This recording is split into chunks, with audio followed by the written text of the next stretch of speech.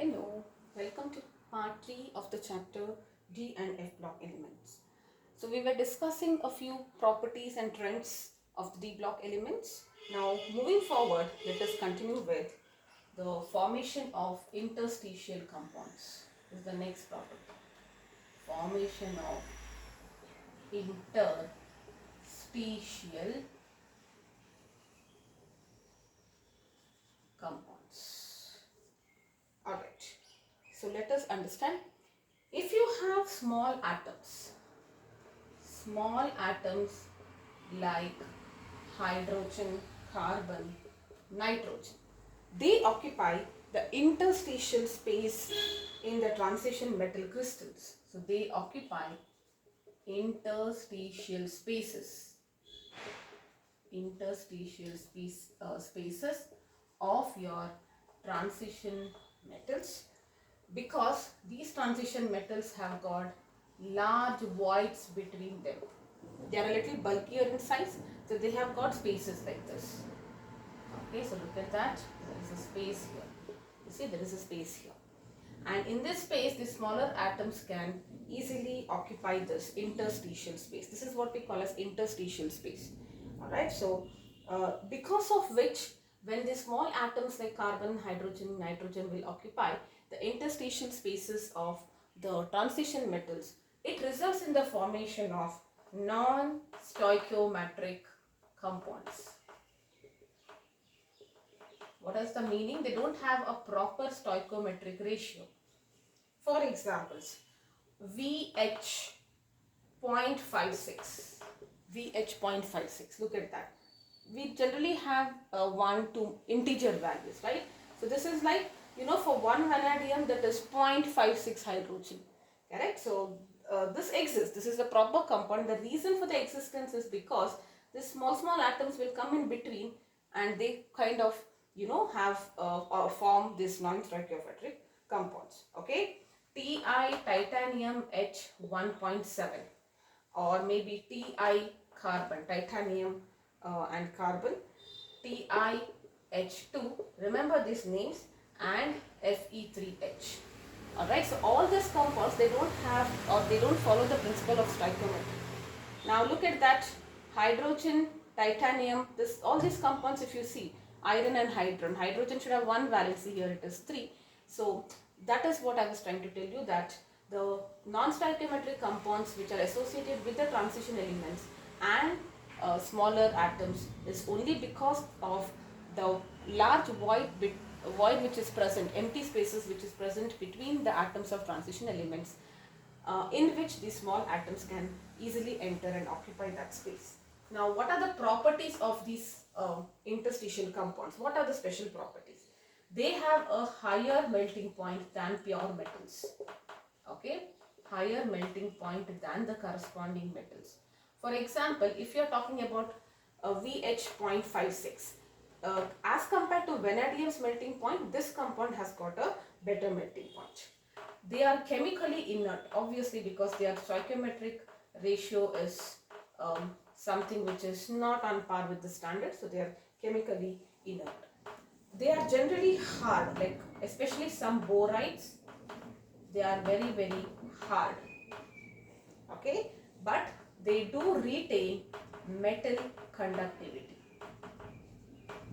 That means they are able to conduct heat and electricity. Conductivity is retained, but they become inert. Metals mostly are active, right? But these interstitial compounds are mostly inert. All right. So these are the properties: higher melting point, they are chemically inert. Some are very hard, and they have retained their chemical properties. All right. So the next property here is to be next property that we need to study is formation of colored compounds or ions. Formation of colored compounds and ions.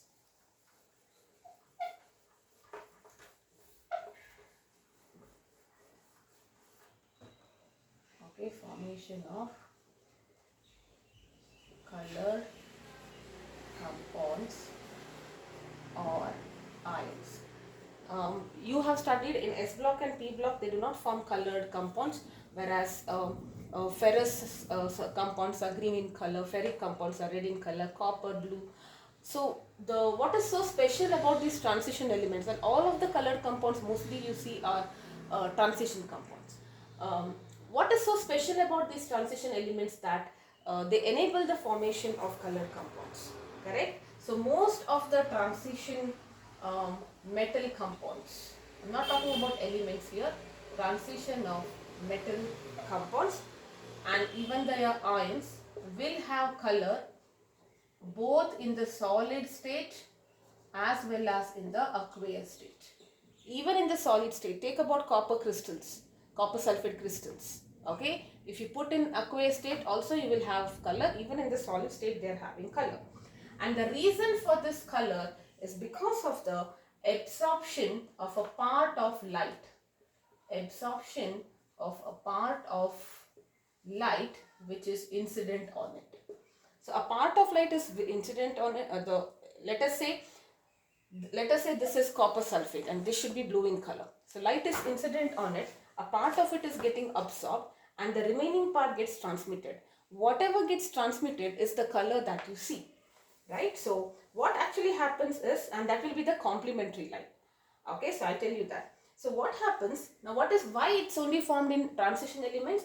Transition elements have d orbitals, that is the speciality, right? So the electrons are entering into the d orbitals, and you know in the combined state, in the form of compounds, whenever it is forming compounds in the combined state, this d orbitals will split into dd transition, correct? It will split into two sets, one with a lower energy, one with a high energy, you know that. Okay, so let us say there is splitting T2G and EG. Okay, there is splitting of the DD transition only in the combined state. Now what happens if, now let us say I have 3 orbitals here and 2 here and there are electrons here. Depends on which metal we are talking about, but let us say there are electrons. Now what happens when light is incident on this electron in the lower d orbital? They absorb that light and they jump into a higher, that is the EG, excited state. Okay, EG which is having a higher energy, right? So what happens, electrons from a lower d orbital absorbs a part of light or energy which is incident on it and it gets promoted to the higher energy or higher d orbital, and the remaining part of the light is transmitted. So whatever it absorbs, it jumps, and then the remaining part of the light, which is not absorbed, the remaining part of the light will get transmitted, and that is the color that you see. Now you have studied in physics that why do things look of the color that they are. Like for example, why is leaf green in color? Okay, chlorophyll. But why is chlorophyll green in color? Chlorophyll is green in color because it reflects green light. So the color that you see is the light which is reflected, correct? So here whatever is absorbed, the complementary light is being reflected, and that is the color that you see. Now most important here, this is the concept of why there is why the transition compounds form colored compounds or colored ions. The reason is because they have d orbitals. In the combined state, the d orbitals split into two energy sets, T2G and EG. When light falls on the lower electrons in the lower shell, they absorb and they are promoted to the higher energy shell. Okay, and whatever is absorbed, its complementary color starts, it's transmitted, and that is the color that we see. Alright, so that is the theory. Now you have to know an important things here. You have to know the list of all the colors, and you don't have to actually memorize it. I'll tell you the trick, but it is important. Okay, so let me write it here. See, forget about examples. The easiest way to know it is whenever you have 3D0, I will write it like this. Okay, so 3D0 and maybe 3D1. How do I write it? Okay, so 3D, I will write it in this order only. Maybe you can remember it in this order. 3D0 and 3D10. 3D0 means there are no electrons in the d orbital. So obviously there is nothing to absorb, no electron to absorb, and nothing will get transmitted, right? Whereas in 3D10, all are paired, right? So there is no question of going to higher levels because there is no space in the higher levels, correct? So that is the reason they are colorless. Okay, if you have an element or an ion with configuration 3d10 and 3d0 and 3d10, they are colorless because either there are no electrons or everything is paired. And what are the examples? Examples you don't have to remember. If they ask you like what is scandium 3 plus color, write its configuration. 3 plus means 4s2 and 3d1 is gone, so no electrons in the d orbital, right? So that's why there is no color. Titanium 4 plus. What is titanium? Configuration 4s2 3d2. 4 electrons are gone, so no electrons in the d thing. Zn 2 plus. Okay, again 3d10 it is. 4s2 is gone, 3d10. So if you have this configuration, they are colorless. Okay, now let me write it. 3d1 and 3d9. So you start in the order. 0 and 10 are colorless. 1 and 9. 1 and 9 are generally blue color. This way it becomes easier for you to remember. Okay, example, now there is one exception here, and this is very, very important. Okay, they generally ask this. Titanium 3 plus. Now what is the meaning of titanium 3 plus? See, titanium is having 3d2 and 4s2. 3 plus means it is 3d1 configuration, correct? 3d1 configuration. This is having purple. Remaining everything which are having either 3d1 or 3d9 are blue in color. Let us take some example. Vanadium 4 plus. Okay, let us say for blue color. Okay, vanadium 4 plus. What is vanadium? Third element, right? So it will also have 3d1, correct? So this is having 3d1 configuration, and then copper 2 plus, correct? Copper 2 plus. Copper is 3d10, 3d10 4s1. So if you are telling about how many copper 2 plus, so what is copper? 3d10 4s1. This is gone, 1 is gone, so this is 3d9. So that's why copper is blue in color. Okay, now you know copper is also blue in color, cupric ions. You can remember it. If this is blue in color, 1 is also blue in color. Exception is titanium 3 plus. Okay, now 3d2 and 3d6. 1926. Okay, 3d8, sorry. Yeah, 19. So you're coming 0, 10, 1, 9, 2, 8. These are generally green in color. Okay, anything which is having a configuration of 3d2 are green in color. For example, okay, vanadium 3 plus. Vanadium is what? Third element, so d3 4s2. 3 plus means 1 and 1 is gone. So it is 3d2 configuration, green in color. Alright. Similarly, d8. D8 I can give you nickel 2 plus. Okay, what is the configuration of nickel? Nickel is free Cauchy 28, right? So 3d8 4s2. Correct? So 3d8, sorry, yeah. 2 is gone, so 3d8. So, and nickel salts, you know already, nickel salts are green in color. It is easy to remember. Vanadium you have not understood, but you can easily write it if you remember this. See, you don't have to remember these things, right? You have to remember these things. Anything with 0, and you can very easily write the configurations for that, right? So 3d0 and 3d10, colorless.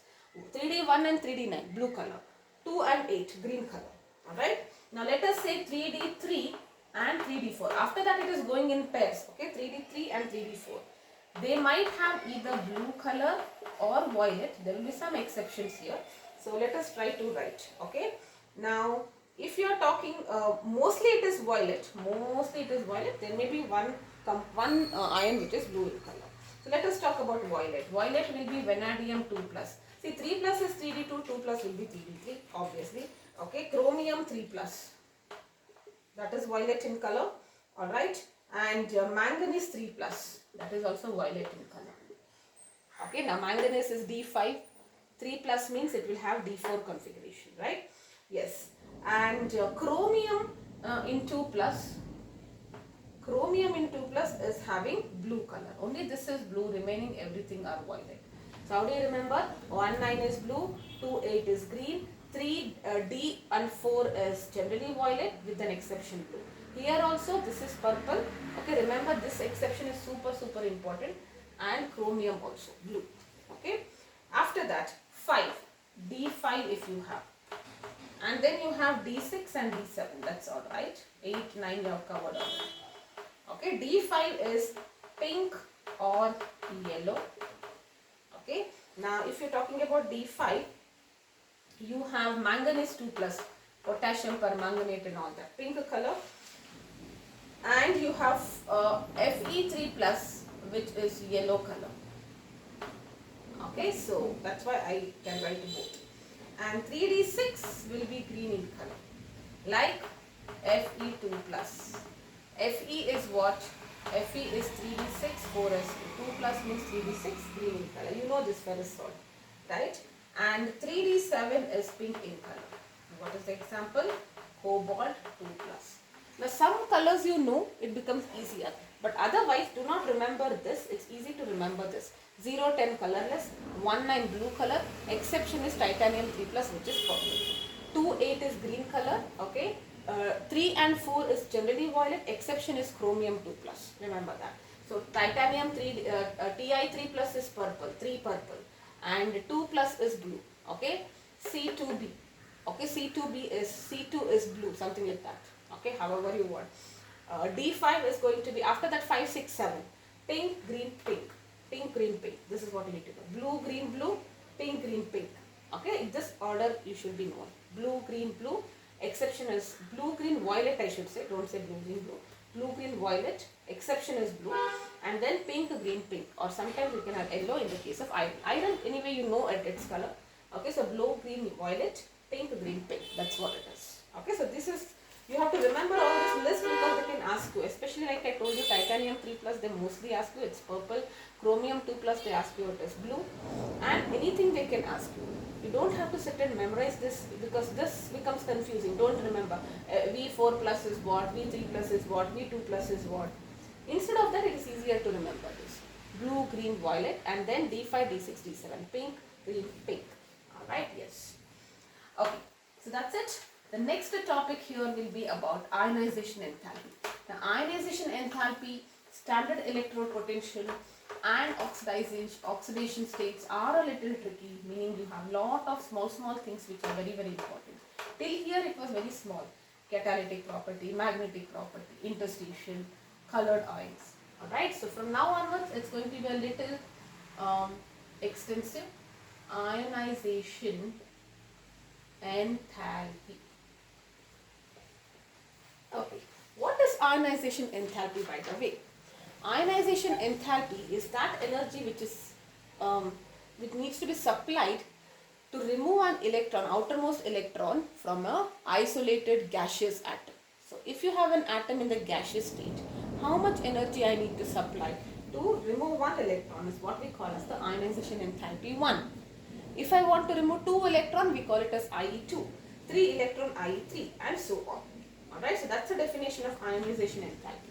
Now, you know the general trend is that it increases from left to right. You have studied in periodic table. Sodium, let us talk about any group. Sodium, there is only 1 electron, it is very easy to remove. But if there are 2 electrons, you have to spend more energy. And if you go to the non-metal side, to the extreme right, they are not in a position to release electrons, right? They want to accept electrons. So high ionization enthalpy. If you want to remove, you need to supply greater amount of energy. So this is what you know. It increases across the period, and as you go down the group, it decreases because the shells are becoming more, and the outermost electron is very far away from the nucleus. Very easily I can remove an electron. This is the general trend what you have studied in periodic table. Correct? Now there are some exceptions here. Alright. So where is the exception? I tell you. Remember this like this. V, co, ni. Okay. So look at that. Instead of C, you remember I, you make it as C. So this is Koni and then V. Okay, very Koni, whatever you want to remember. This is the exception. That means it is increasing. By the time it comes to vanadium, it decreases. Again increases. When it comes to cobalt, now just let me show you the table. Just a second. Because I just want you to refer this table. You don't have to remember this. This is the table in your NCRT. Okay, now look at that. This here they have given the ionization enthalpies 1, 2 and 3. Okay, if you see at 1, let us first talk about first ionization enthalpy. Energy required to remove only 1 electron. Okay, look at that. It is increasing, it is decreasing, increasing, again decreasing, decreasing and then increasing and increasing. Okay, so where is it decreasing? Because that helps you to, get the graph. So it is like it is increasing, decreasing, increasing, decreasing, increasing. Something like that will be the graph. Now the reason why there is irregularity, why it is sometimes decreasing, sometimes increasing, to understand that you need to, or in general I can say, for transition elements the ionization enthalpy shows an irregular trend. For the first 3D series the exception happens at this stage. So this is your vanadium, this is your cobalt, this is your nickel maybe. Alright, cobalt and nickel together, so cobalt and then nickel. Okay, like that it is. The reason is because, see now what happens, we are talking about ionization enthalpy 1. That means you want to convert metal to N plus ion, 1 electron you are removing, correct? And which electron you remove? It is from the 4s orbital. Always remember this, whenever you are talking about ionization enthalpy, for the transition elements, especially when we talk about 3D series, you have 3D orbital and you have 4s orbital.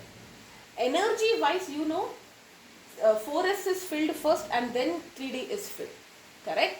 So 4s is at a lower energy, but once the 3D filled, 4s will get more energy. After the 3D starts filling, 4s will get more energy. So which is the first electron to be removed? It is always the 4s. Please remember this. 4s electrons are first removed and then 3D electrons. This much is enough if you remember. You don't have to remember the reason. Okay, so whenever you are wanting to remove electrons, first electron, first preference, first all the 4s electrons has to be removed, then you will talk about 3D. Okay, the reason is because they are at a higher energy level. Now, we only concentrate on ionization enthalpy 1. Okay, this is IE1. That means you have to remove this electron from the 4s orbital. When you try to remove this electron from the 4s orbital, look at that only in the case of copper and chromium. Only copper and chromium has 4s1 configuration to achieve half-field stability. This is 4s1 3d5, this is 4s1 3d10, correct? Remaining everything have 4s2 configuration. If you are removing one electron, then this electron gets shifted to d orbital. Okay, that is what we call as a reorganization.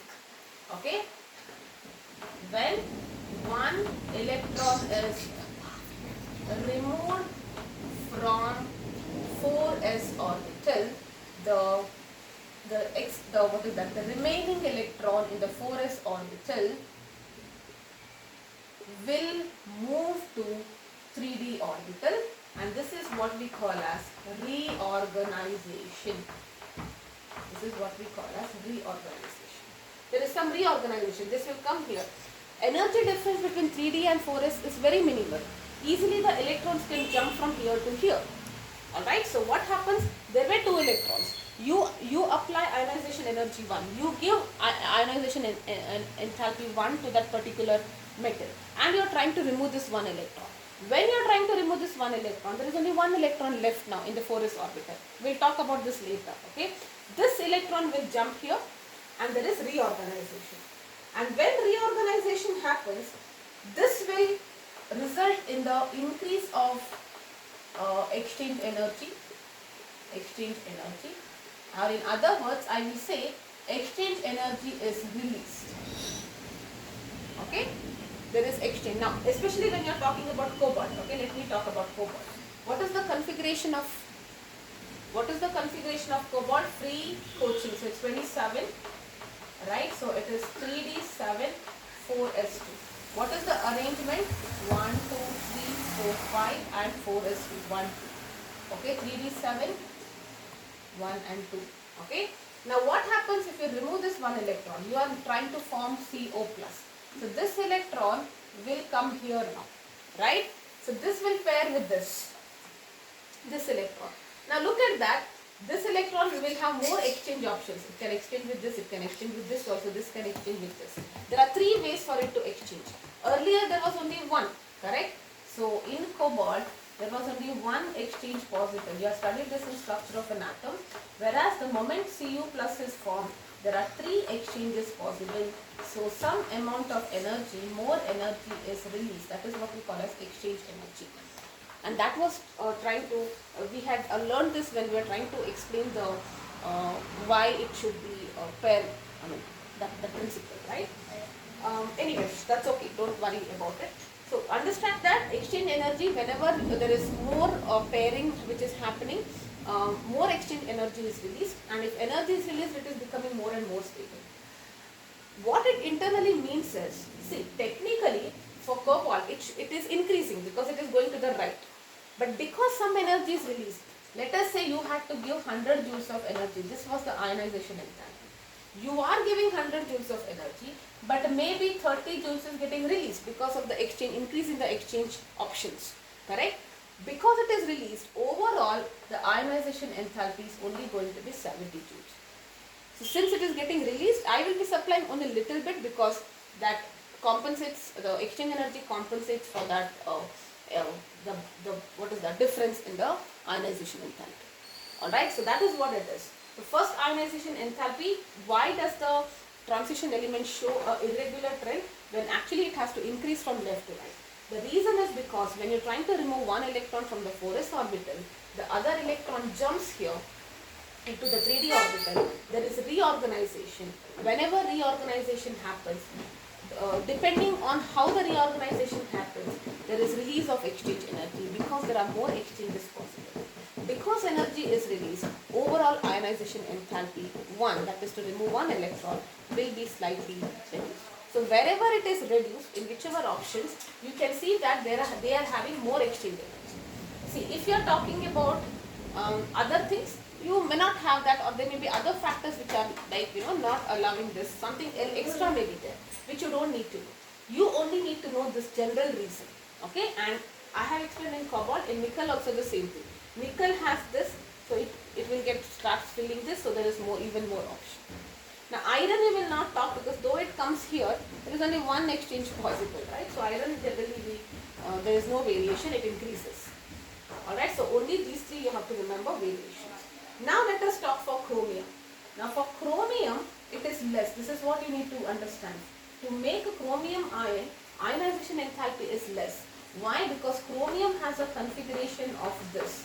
When I remove this to form Cr plus ion, it is already having individual ions. There is no pairing at all. There is no reorganization because there is only one. Correct? There is only one electron and you are not going to touch. Okay, chromium is 3d54s1. The moment you want to remove, it gets that half-filled configuration. So it wants to go in that state.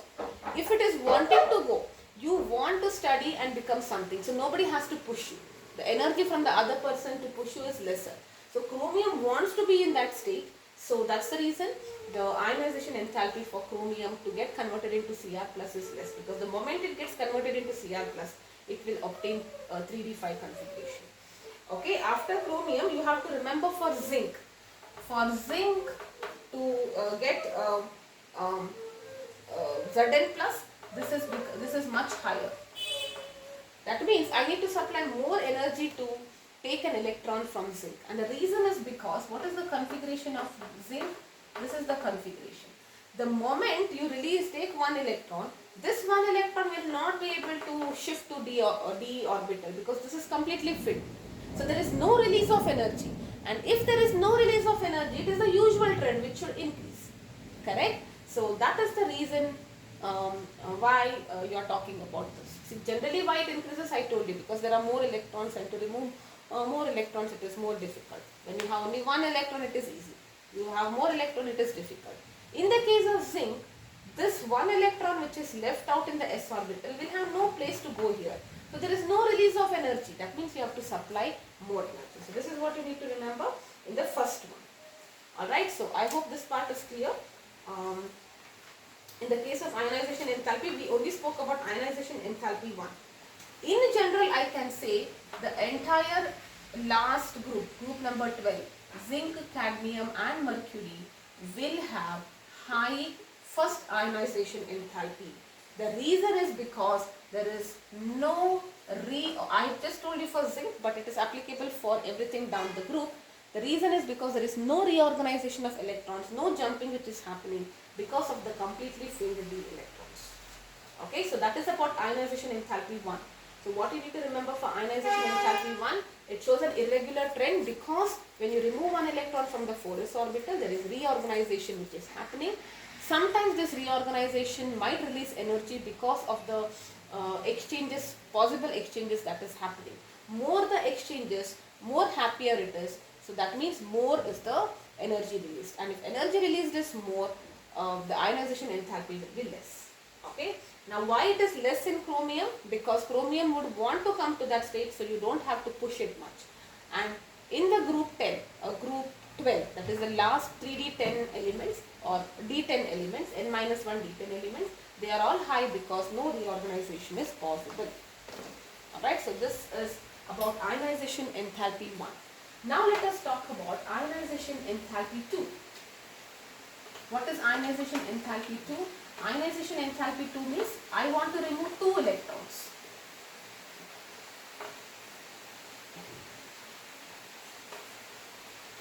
Okay, so ionization enthalpy 2 means you need to form M2 plus ion, 2 electrons.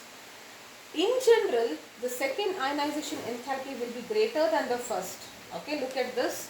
I will again show you this. Look at that. Fixed to some element, 631, second is this much, third is even more. In general, IE1 is less than IE2 is less than IE3. The reason is because once you remove one electron, the nucleus is becoming more stronger now. Correct? It is difficult to remove. See, let us say you had 2 electrons. Let us say you had 3 electrons. You remove this electron by giving an ionization enthalpy, let us say 100 joules. Now, if you want to remove this electron, after removal of this, there is more positive charge because one electron has gone. Nucleus is stronger. It will pull it more towards itself. It is difficult to remove, that means you have to give more energy. Once you remove 2 electrons, nucleus is even more stronger, so you need to give even more energy. General, okay, so generally this is what it is. Now let us talk about this thing. Alright, now if you are talking about this general, you only have to remember some exceptions. Maybe we will just go through this one. Look at that. In general it is greater, it is increasing. There is a decrease in chromium. You see that? I am not sure how much you can see. And then it is again increasing. So there is a dip in the chromium. That's what we could see. Let us try to understand what is happening in the case of chromium. Now we are only talking about IE2. Okay, so IE2 in the case of chromium is more than manganese. Okay, so IE2, look at that. Manganese is something which is, you can see this. See, generally it should increase. You know, when it comes to manganese, it is decreasing. You see that it is increasing. 1, 2, 3, 5, 1, 3, 0, 9, 1, 4, 1, 5. Manganese, it should have become more, but chromium is more. Why is chromium having more IE2 than manganese? You don't have to remember these values, just to get a feel I'm telling you. Alright, it's very easy. Even if they ask you a question like, in case of CR and Mn, we are talking about IE2. That means CR, when CR wants to form CR2 plus, Mn wants to form Mn2 plus. Which is greater? You don't even have to remember. If you remember it, it is fine. Even then you can very easily write it. Let us write one by one. Let us write manganese. Manganese atomic number is 25 in general. So it is 3D, 5 and 4s2. Correct? Now when you remove this 4s2, because we are talking about IE2, 2 electrons are removed. It will want to go to this state because it's easier, right? So it is easy for manganese to go to Mn2. The reason is because of the half-filled configuration. And if it is easier, it itself will want to go to this state. That means you need to supply less energy. That's the reason it reduces the moment you come to manganese. Okay. Now in the case of chromium, let us say chromium atomic number is 24. It is 3D5,4s1. If you are making Cr2 plus, this is gone and this is 3D4. Correct? So we are not talking about Cr plus and manganese. We are talking about Cr2 plus and manganese 2 plus. The moment I remove 2 electrons from manganese, it will get half-filled stability and it wants to reach that state. It is happy. If it is happy, that means you don't have to do much work here. That's the reason. And every reasoning is based on that. Very easy. Write the number, write the configuration when the ions are removed and see if it is easier, that means it is having less ionization enthalpy. Alright, similarly, ionization enthalpy of copper is more than zinc, again for the same reason. Okay, so copper is more than zinc. Let me write it. Ionization enthalpy of copper is more than zinc. Okay, so copper is 29, zinc is 30. Regular configuration is 3d10, 4s1, 3d10, 4s2. The moment you form 2 plus and Zn 2 plus, this is gone, it will attain full stability. So it is easy for zinc. It wants to go to that state and become stable, complete stability, right? So if it is easy, it is lesser, whereas copper, it will attain 3d9 configuration, therefore it is more. So remember these two exceptions. You don't have to remember as such. Okay, why it is greater in copper? See, look at that here also. If you want, you can mark this like this. Okay, you can say that in manganese it is becoming lesser. Technically it should increase. There is a dip. Why chromium is more and why copper is more? Because of this reason. Alright. That is about the second ionization enthalpy, chromium and copper. Yes. Now let us talk about the third ionization enthalpy, IE3. Now IE3 is even more higher if you see. Okay, so you can see that it is increasing, then decreasing at iron. At iron it is decreasing.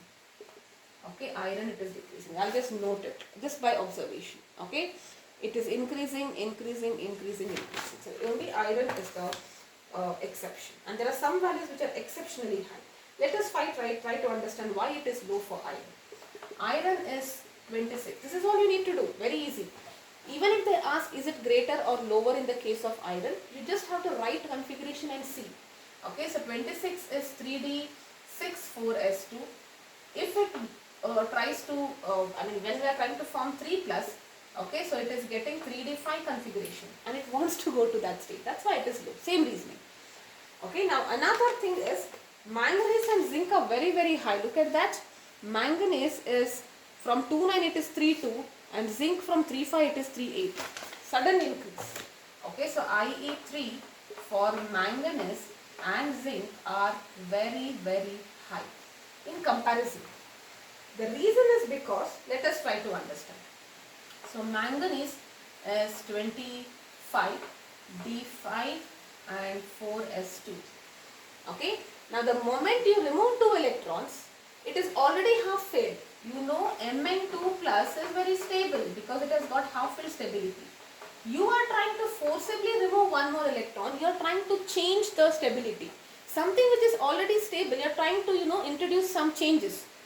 Okay, when everything is perfect, why do you want that something to change? Correct? So you are trying to attack something which is already stable. You are introducing some instability in a stable thing, and it will not allow. Manganese is not happy about it.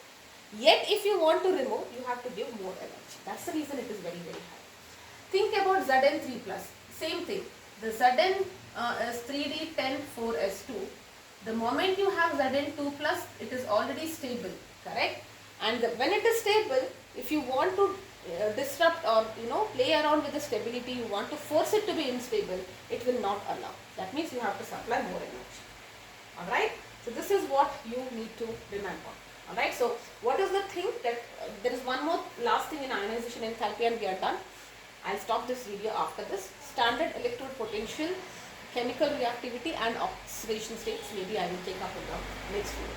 Alright? So you might feel this is taking longer, but you can just listen to it, and when I summarize now, just listen to the summary, it will be all okay. The general trend of ionization enthalpy is that it increases across a period and decreases down the group, and the reason is because across the period the atoms are becoming smaller in size, or in other words, they are having more electrons, valence electrons are becoming more.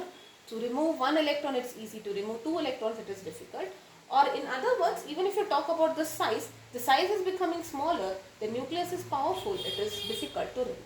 Okay. Now in the case of transition elements, there is an irregular trend. If you are talking about first ionization enthalpy, generally this is what it is. I told you why. If you focus on first ionization enthalpy, there is variation, there is a dip in all these three.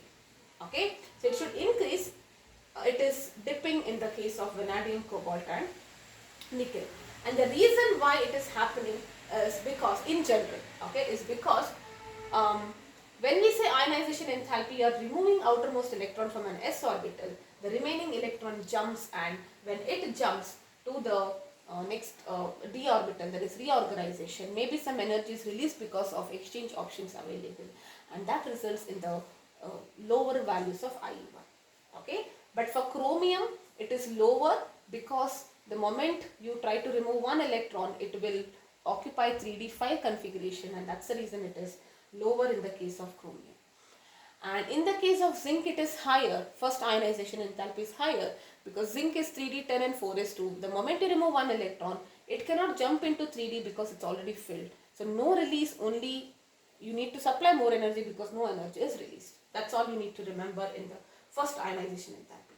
Second ionization enthalpy, you only have to remember chromium and copper. Why it is more in the case of chromium? Because manganese will be more stable and zinc also will be more stable the moment you remove 2 electrons. It's easy, so zinc will have low, comparatively copper will be high. Third ionization enthalpy, only remember iron. Fe3 plus is very stable because it's getting that half-filled configuration, and easier means it is low ionization enthalpy. Whereas if you talk about manganese and zinc, it is going to be higher. Do not memorize this, alright. Now when you list it, maybe with repeated practice, naturally you get it, it's fine, alright. So but you just have to know the correct way of writing this. Ionization enthalpy 3 of manganese and zinc is high because both of them are highly stable in Mn2 plus configurations. We have seen that here also, right? Here only we have covered. Zinc is happy to be in Zn2 plus because it has achieved complete stability. Manganese is happy in Mn2 plus because manganese is 3d5 to 7. 2 electrons means it is 3d5 half full. So it will not want to go to the next one. So whatever is easy here, it is difficult. That's what it is. The last part is ionization enthalpy of 5d. Okay, so I'm not sure, this is only given for, okay, this is not mentioned here. Let me write it. Table I don't have to say. Last part in ionization enthalpy is, if you are talking about ionization enthalpy 1, the ionization enthalpy 1 of the corresponding 5d element is greater than that of ionization enthalpy of 3d and 4d. See, down the group it should decrease. So let us say you have 3d, 4d, and this is 5d. Okay, this is 3d, 4d and 5d. Technically, when you go down, it should decrease. But 5d it is increasing. Let us say this is 100, this is 80, this is becoming 150. It should have becoming lesser. Because why it should decrease? Because there is more extra shell added. It is easy to remove that electron when it is far away. Correct? But what is so special about 5d? I told you 5d most of the times remember about lanthanide contraction. Before 5d is filled, you have 4f electrons, and 4f electrons are poor shielders. F electrons, very useless electrons. They do not shield at all. It is like an umbrella with a big hole. Alright? And if they are poor shielders, that means the nucleus is stronger, it pulls, and atomic size increases. Correct?